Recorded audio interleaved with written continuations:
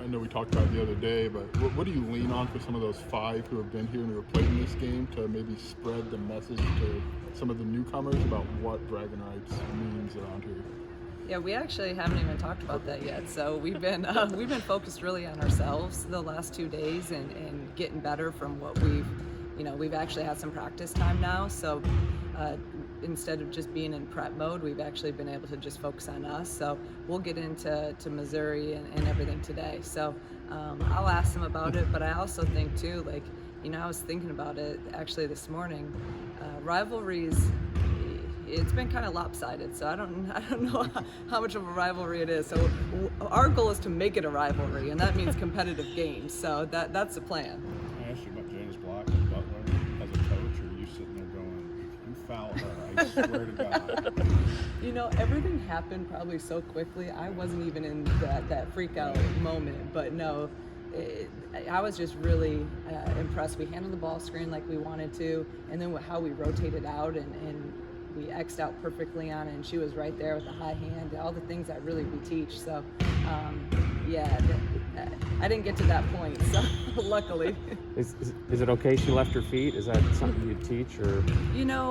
I told them for that game, normally we don't, but that game we knew a lot of those shots were going to be threes, and on any pass inside out, we knew that they were going to shoot the three. They weren't putting it on the floor. So that game, I told them we can crowd the lane, run them off the lane a little bit more, especially late game. That shot was going on. Okay. Why does it work with her coming off the bench when she started a lot of games prior to this year? Like, how did that conversation, because this maybe can be a delicate conversation at times, and like, why does it work so well with her?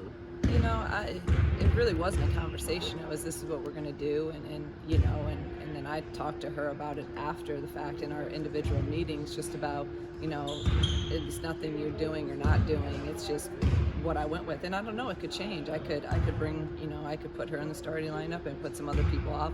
I just know that any of our great teams that I've coached or championship teams that we've had people come off the bench that bring a spark, and you can't just have 5 players if you're going to be really good. So it's working. I give her credit because she's really thrived in it, and I don't know if it'll stay that way, but right now it's working, so I'm not gonna mess with it. What can you kind of say about her just kind of coming off an off-season surgery, just kind of staying connected? What that process was kind of like for her, because it can be tough. She was saying surgery was almost in March, and she wasn't back until like almost all October. Yeah, no, it was, and I know it was probably really hard for her, and she was out all summer, with the new coach, new system, new team. I think she felt like she was going to be behind a little bit, and I kept telling her, you're fine, you're good, just don't worry about that, worry about your recovery. And even, in the fall, after she started practicing, I know she had some frustration at some point just about, she wanted her game to come back a little bit more quickly, and I'm like, you are fine, just let it, you have to play, you have to get that experience, you got to get those game reps in, and again, give her credit, she was positive the whole time, she never got down about it, she just kept working, kept getting in the gym, and now she's playing at a high level. She was kind of talking about too, the way that the Indiana game finished, maybe being a little bit of a learning process and then applying that to the Butler game. Do you sense that is a step forward for your team being able to get that stop that they needed at the end of the game? Yeah, no doubt about it, because that's what we talk all the time about. Whether we win the game or lose the game, we're going to learn from it. We watch film, we break it down, and how can we apply that to the next situation? So now, maybe the outcome's different.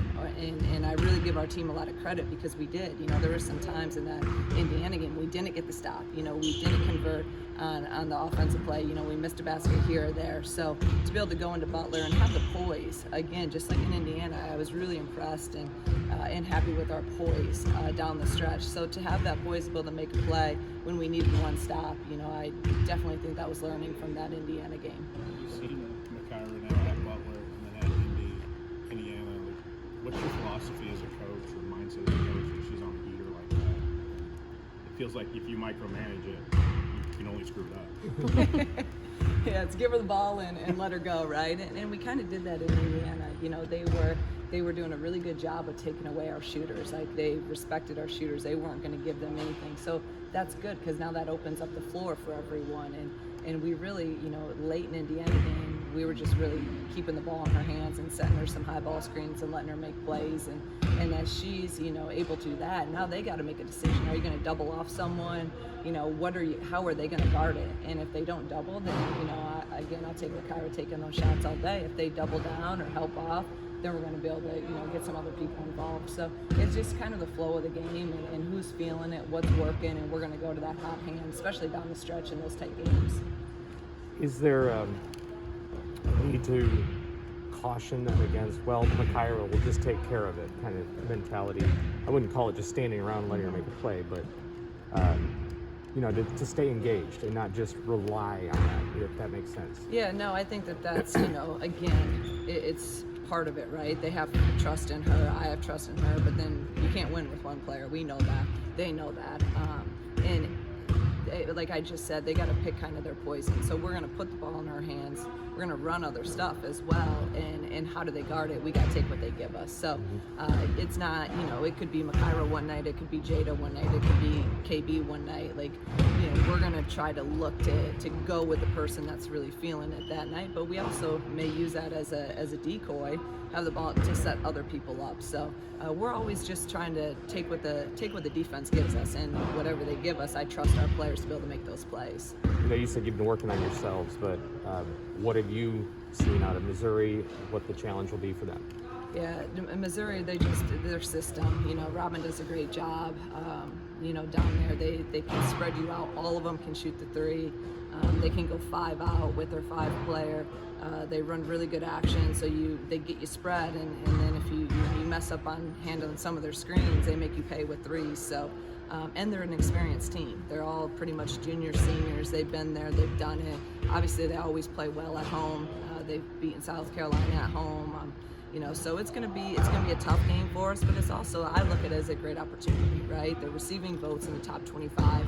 They're an experienced team. We get to go on the road, to really gear up for being prepared to handle these same situations in Big Ten play. So it'll present some great tests for us, but it's another opportunity to see what we're made of.